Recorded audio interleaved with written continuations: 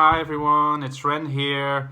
I hope you're doing well, guys. In this video, I will continue talking about the INFJ type, since I'm on a roll on that front at the moment. So that's something that I will continue doing.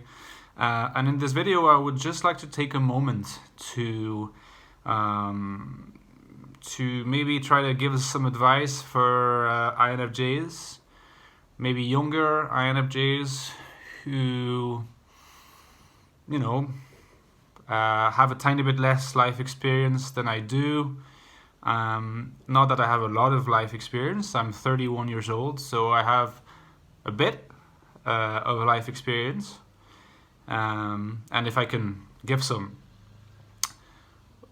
why not? I mean, maybe it will be useful for some people, INFJs in this particular case. So, and when I talk about giving some practical advice, I guess I mean in terms of what tend to be sometimes the obstacles that an INFJ faces, and as I have faced them perhaps in the past, and how to surmount those obstacles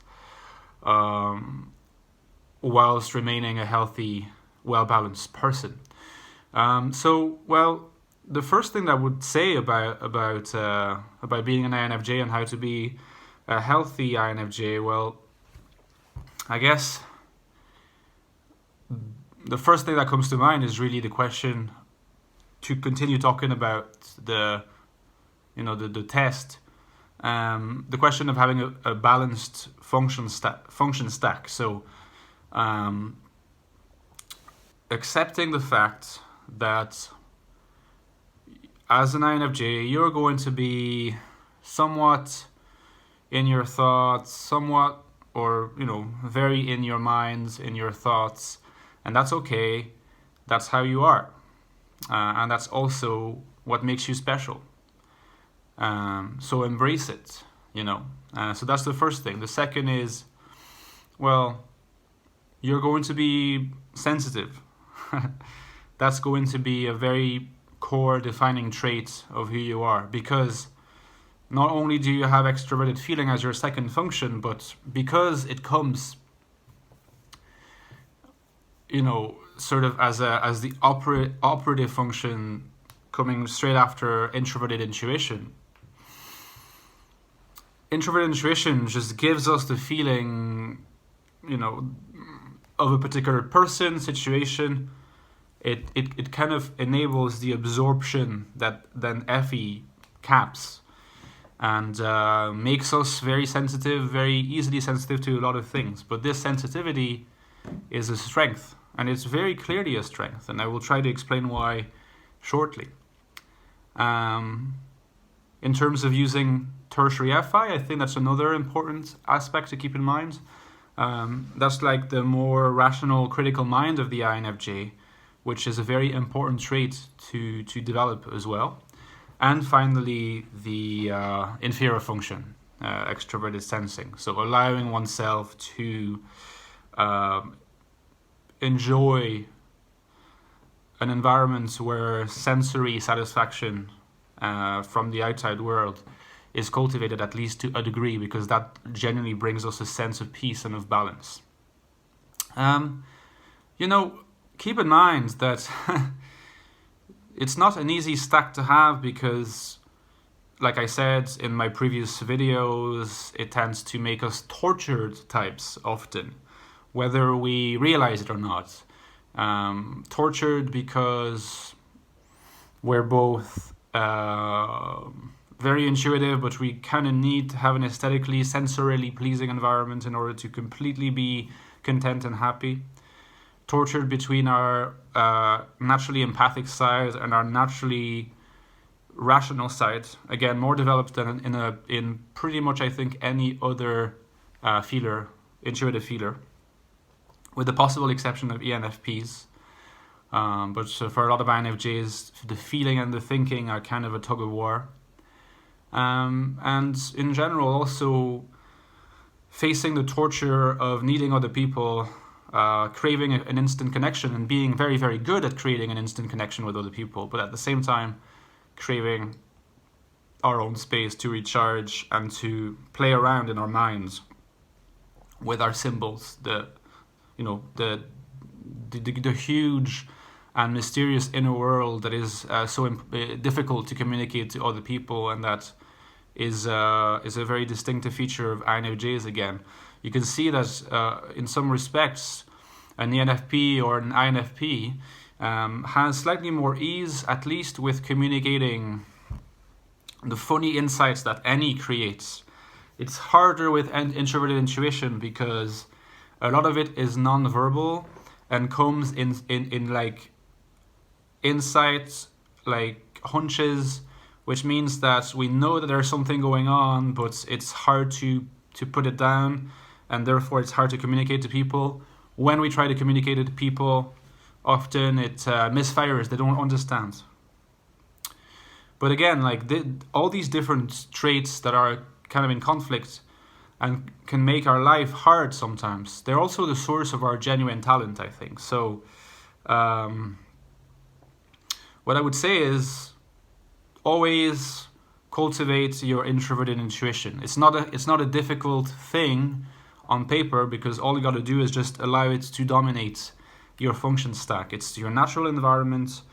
So do not constantly act in a people-pleasing way using FE. Do not constantly act in a critical, rational way using TI, but try to let your intuition guide you towards either FE or TI or SE or anything else. So this spacey side that you have, which people sometimes might make fun of, might say, oh, you're in your thoughts, you're not very in tune with the practical world, you're a bit weird, you're a bit quirky. If you're an INFJ, you've heard that before. It's not something that should make you feel excluded or inferior or criticized. It's actually just also a proof that you're quite special, and yes, we are rare. This is why also I think we are driven to communicate with each other and support one another. Because we are rare, often we only meet online, and our messages resonate, within the community of INFJs. So honor your introverted intuition. It's a creative mode. It's a rare mode. You can do great things with it, but principally it is what you need to be a happy, functional INFJ who doesn't develop neuroses, who doesn't become overly stressed out by trying to be what they're not. Even though what they are is going to lead to a certain amount of loneliness, because not everyone really gets it, So that's what I would say. In terms of the empathy that is defined by this not only extroverted feeling, but also the sort of combination that is incredibly insightful between NI and FE, extroverted feeling. Well, I would say not only honor this and consider that it's a rare gift to have it, to have that ability to relate to people and to connect with people so easily. It's not just like, we're sensitive and that's great, whatever. No, it's also that it's a genuine strength, and I'm sure you've noticed it before.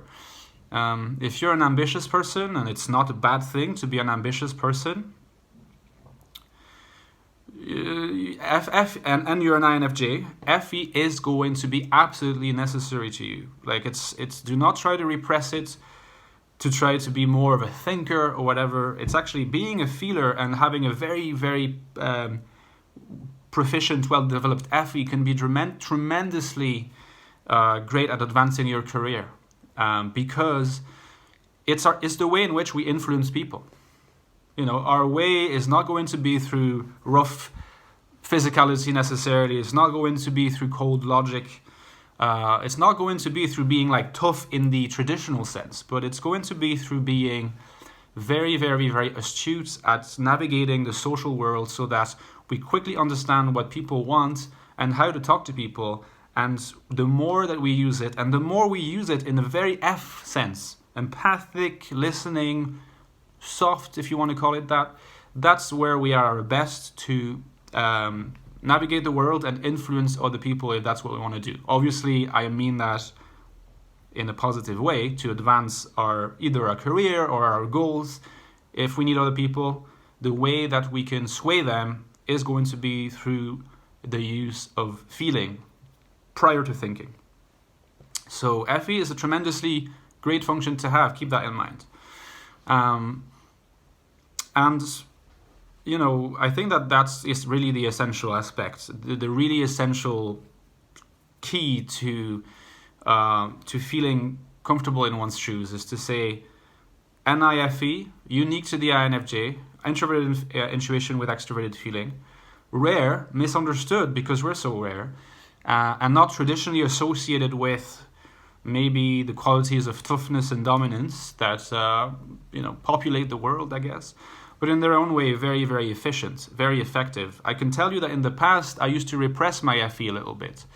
I did do that. I repressed it a bit, and I have never been more comfortable, and I've never had more influence and sway than since I considered it was nothing to be ashamed of, and it's something that I could embrace because I'm tremendously effective at it.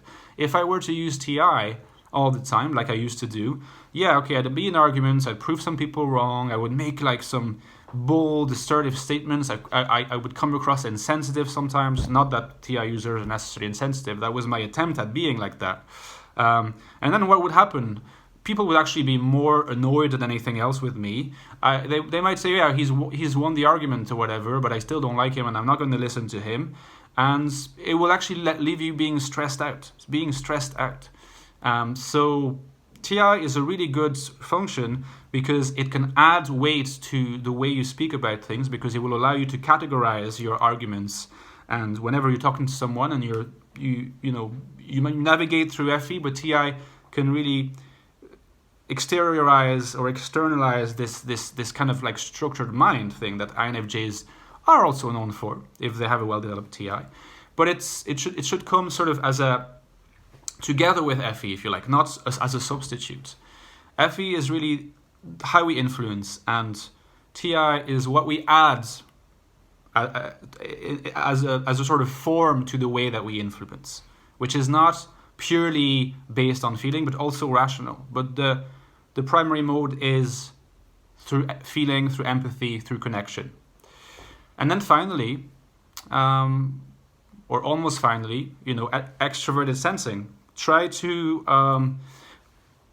live a life where you do take care of your senses. You don't spend all your time in your head, and that's rich coming from me because I spend my whole life in my head. But as much as possible, whenever you're too tired to even do the sort of overthinking or being in your head, which is going to happen, and it's nothing to be ashamed of. It's impossible not to overthink when you're an introverted, intuitive dominant.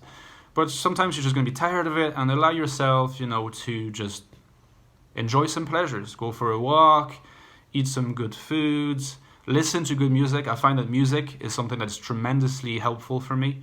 Sometimes I want to do nothing but listening to music, and I bought these great Bose headphones, and they're amazing. And whenever I realize I don't really want to do anything, so what do? It's too early to go to sleep.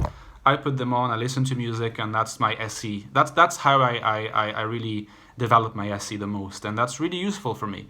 So think about it, or whether it's painting, whether it's movies, anything that has to do with the senses, take some time for it.